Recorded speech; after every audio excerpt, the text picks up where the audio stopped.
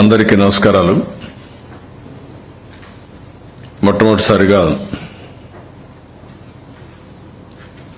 ఏదైతే బుడమేరు అండ్ కృష్ణా వరదల సందర్భంగా వచ్చినటువంటి విపత్తు రాష్ట్రాన్ని అతలాకుతలం చేసింది. నేను చాలా విపత్తులు చూశాను, కానీ అన్నింటికంటే ఇది ఒక యూనిక్. దానికి కారణం ఏ విపత్తు వచ్చినా 1-2 రోజుల్లో నార్మల్సీ వస్తుంది. కానీ దీనివల్ల దగ్గర 7-8 రోజులు 6 నుంచి 7-8 ఫీట్ వాటర్ ఉండే పరిస్థితి వచ్చింది. కొన్ని దగ్గర 9-10 ఫీట్ కూడా వచ్చింది. దీనికి 2 కారణాలు నేను చాలాసార్లు చెప్పాను. ఒకటి, ఫస్ట్ టైం కృష్ణా నదిలో అత్యంత ఎక్కువ ఇన్ఫ్లో ఆఫ్ వాటర్ రావడం. 11.43 lakh క్యూసెక్స్ ఆఫ్ వాటర్ రావడం చరిత్రలో మొట్టమొదటిసారి. ఆ ప్రాజెక్టు డిజైన్ చేసింది 11.9 lakh క్యూసెక్స్ ఆఫ్ వాటర్ డిశ్చార్జ్కి.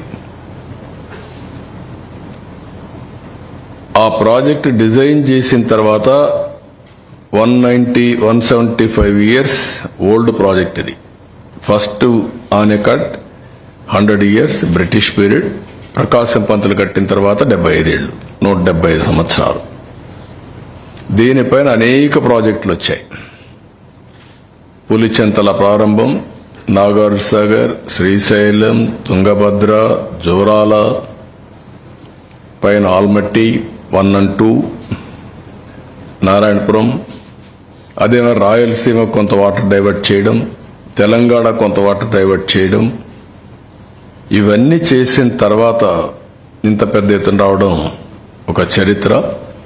భవానీపురంలో నీళ్లు ఓవర్ఫ్లో కావడం, అది ఊహించని కట్ట ఉండేది ఎక్కడో ఉంది. ఆ కట్ట నుంచి వచ్చిన తర్వాత భవానీపురం రోడ్లో ఒకప్పుడు నేషనల్ హైవే విజయవాడకు వచ్చే మెయిన్ రోడ్, ఇప్పుడు కూడా అదే మెయిన్ రోడ్. ఇప్పుడు బైపాస్ వస్తే తప్ప దాంట్లో నుంచి ఓవర్ఫ్లో కావడం. రెండోది బుడమేరు. పాలకుల నిర్లక్ష్యం, వాళ్ళు చేసిన అవకతవకలు ఒక శాపంగా మారింది. ఆ రోజు బుడమేరు కానీ తెలుగుదేశం ప్రభుత్వ హయాంలో పెట్టినటువంటి పనులు పూర్తి చేసుంటే మోడర్నైజేషన్లో ఈ ఇబ్బంది వచ్చేది కాదు. అది చేయకుండా బ్రీచెస్ను కూడా క్లోజ్ చేయకుండా వదిలిపెట్టే పరిస్థితికి వచ్చారు. మూడోది, బుడమేరు పూర్తిగా దురాక్రమణలు, కబ్జాలు చేసే పరిస్థితికి వచ్చారు. నీళ్లు పోయే పరిస్థితి లేకుండా కడాన ఎన్ని విధాలుగా ఇబ్బంది పడాలో అన్ని విధాలుగా ఇబ్బంది పడి మేము వచ్చిందే రేపు 20వ తారీఖు 100 రోజులు అవుతుంది. ఈ 100 రోజుల్లో ఇన్ని విపత్కరమైన పరిస్థితులు ఎదుర్కొంటూ ముందుకు పోయే పరిస్థితికి వచ్చాం. దీనికి యాడెడ్ మీరు చూస్తే వీళ్ళ నిర్లక్ష్యం, వీళ్ళ ఫోటోలు, వీళ్ళ పార్టీ కలర్ ఉండే బోట్లు, అవి కూడా ఒక్కొక్కటి 40 మెట్రిక్ టన్నుల బోట్లు, 3 బోట్లు వదిలిపెట్టారు. అవి వచ్చి నేరుగా కొట్టిన విధానం మీరు చూస్తే 11,43,000 క్యూసెక్స్ ఆఫ్ వాటర్ వచ్చే సమయంలో ఆ ఫ్లోలో వచ్చి, ఆ వెలాసిటీలో వచ్చి నేరుగా ఏదైతే ఉందో ఆ సపోర్టింగ్ కౌంటర్ వెయిట్ను కొట్టే పరిస్థితి వచ్చింది.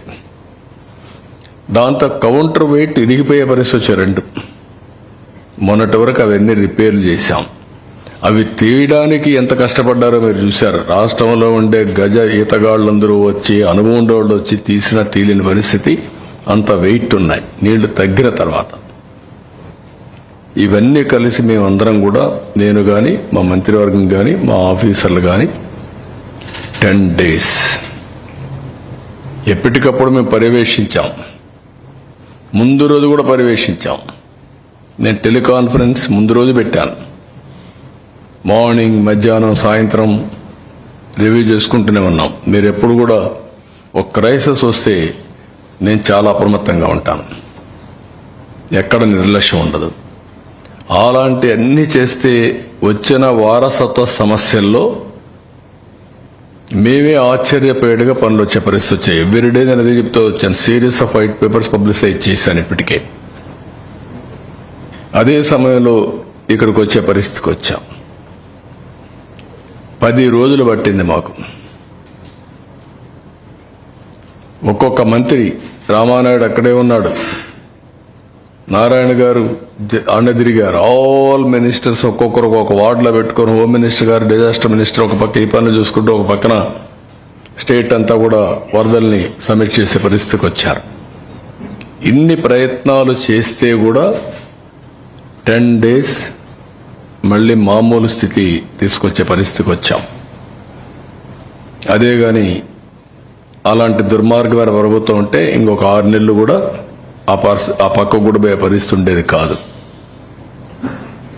తర్వాత అకౌంట్స్ అన్ని మ్యానిపులేట్ చేసేశారు. నేను చెప్పాను మీ అందరికీ, సిఏజీ ఆడిటింగ్ కూడా కాలేదు దేనికి. సెంట్రల్ గవర్నమెంట్ ఇచ్చిన డబ్బులకు యూసీలు కూడా ఇవ్వలేదు. కడాన గవర్నమెంట్ ఆఫ్ ఇండియా ఇచ్చిన డబ్బులను డైవర్ట్ చేసేశారు. పోలవరానికి ఇచ్చిన డబ్బులు డైవర్ట్ చేసేశారు. నేనున్నప్పుడు పోలవరాన్ని నేను డబ్బులు పెట్టాను, వీళ్ళు రివర్స్ చేశారు. అమరావతికి డబ్బులు వద్దని చెప్పారు.